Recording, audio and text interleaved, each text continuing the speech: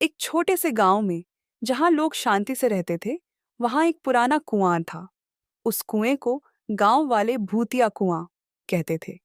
कहा जाता था कि जो भी उस कुएं के पास गया, वह कभी वापस नहीं आया। सूरज ढलते ही लोग उस कुएं के आसपास जाने से कतराते थे। गांव के बुजुर्गों का कहना था कि कई साल पहले उस कुएं के पास एक दुखद घटना घटी थी। एक गरीब किसान, जिसे गांव वालों ने उसकी जमीन से बेदखल कर दिया था, उसी कुएं में गिरकर मर गया था। कहते हैं कि उसकी आत्मा आज भी उस कुएं के पास भटकती है।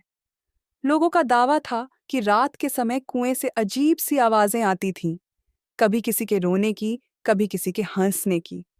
कुछ ने यह भी कहा कि उन्होंने कुएं से झांकती हुई लाल आंखें देखी हैं। गांव के 4 युवक, आर्यन, समीर, रोहित और अंश ने इस भूतिया कुएं की सच्चाई जानने का फैसला किया। वे बहुत जिज्ञासु और साहसी थे। एक रात, जब पूरा गांव सो रहा था, उन्होंने कुएं की सच्चाई का पता लगाने की योजना बनाई। क्या तुम सच में सोचते हो कि यह सिर्फ एक अफवाह है? अंश ने पूछा। हमें खुद देखना होगा, आर्यन ने दृढ़ता से कहा। आधी रात को टॉर्च और रस्सी लेकर 4 युवक कुएं के पास पहुंचे। चांदनी रात थी, लेकिन कुएं के आसपास घना अंधेरा फैला हुआ था।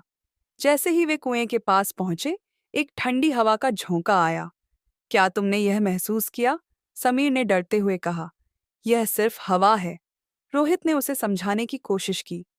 जैसे ही उन्होंने कुएं में झांकने की कोशिश की, अचानक कुएं से एक पत्थर बाहर गिरा।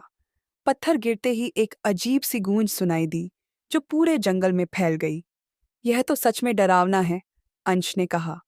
जैसे ही आर्यन ने कुएं में झांका, उसे एक धुंधली परछाई दिखाई दी। वह परछाई धीरे धीरे आकार ले रही थी। क्या यह कोई आत्मा है? आर्यन ने घबराते हुए कहा। अचानक कुएं के अंदर से एक गहरी आवाज आई। तुम यहाँ क्या कर रहे हो? चारों दोस्त डर के मारे पीछे हट गए। आत्मा ने अपनी कहानी सुनाई। उसने बताया कि वह एक किसान था, जिसे गांव वालों ने धोखे से उसकी जमीन से बेदखल कर दिया था। गरीबी और अपमान से तंग आकर उसने कुएं में छलांग लगा दी थी।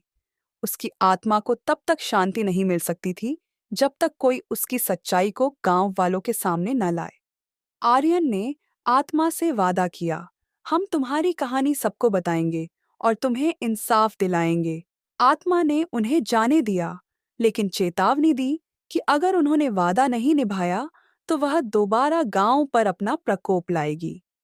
अगले दिन चारों दोस्तों ने गांव वालों को भूतिया कुएं की कहानी सुनाई। पहले तो गांव वालों ने विश्वास नहीं किया, लेकिन जब युवकों ने आत्मा के दिए हुए सबूत दिखाए, तो सबने अपनी गलती मानी। गांव वालों ने मिलकर उस किसान की याद में एक छोटा सा स्मारक बनाया और उसकी आत्मा की शांति के लिए पूजा की। उसके बाद से कुएं से कोई आवाज नहीं आई और वह जगह शांत हो गई। गांव वालों ने इस घटना से सीखा कि किसी के साथ अन्याय नहीं करना चाहिए।